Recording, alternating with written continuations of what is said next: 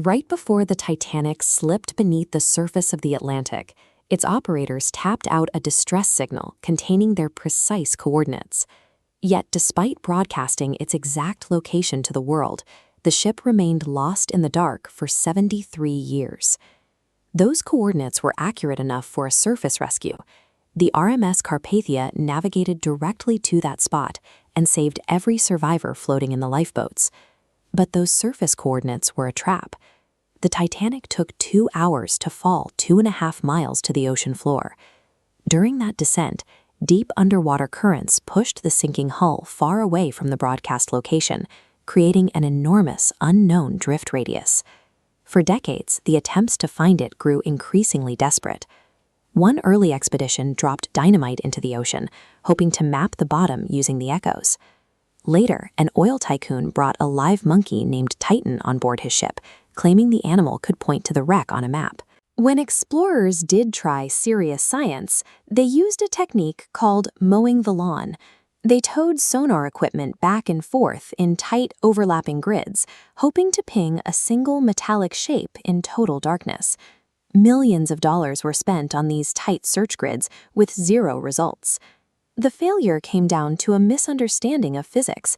Mapping a static point works in shallow water, but it ignores how objects behave when falling through miles of deep ocean. Robert Ballard was a marine geologist who looked at the problem differently.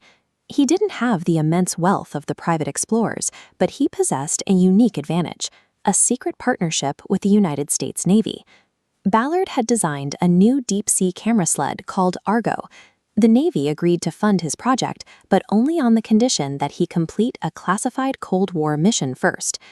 The U.S. military had lost 2 nuclear submarines, the USS Thresher and the USS Scorpion. The Navy ordered Ballard to find them and assess their reactors, using the highly publicized Titanic search as a cover story to keep the Soviet Union from investigating his work.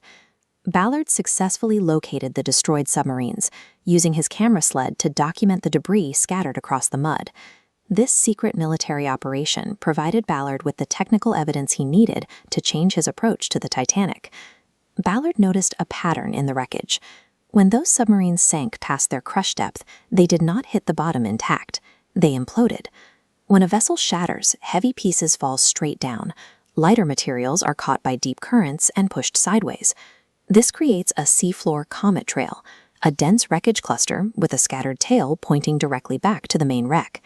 Ballard realized that every previous explorer had failed because they were hunting for the ship itself, a single point hidden in an expanse of mud. To find the Titanic, he didn't need to find the hull. He just needed to find the debris trail and follow it backward. After finishing his Navy mission, Ballard had exactly 12 days left to find the Titanic before his funding and ship charter expired.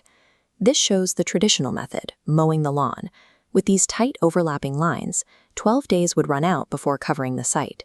Instead, calculating Southern Ocean currents, he spaced his search lines far apart, abandoning the dense grid to cover massive ground quickly. These wide lines might miss a ship, but perfectly intersect a mile-long debris trail.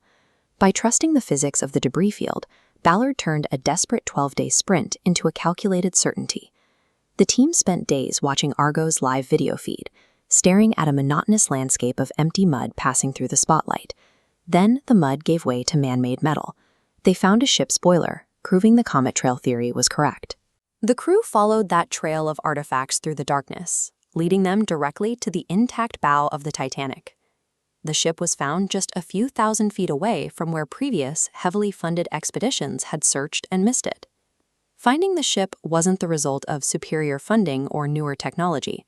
It was the result of lateral thinking, applying a lesson from Cold War warfare to redefine how we search the deep.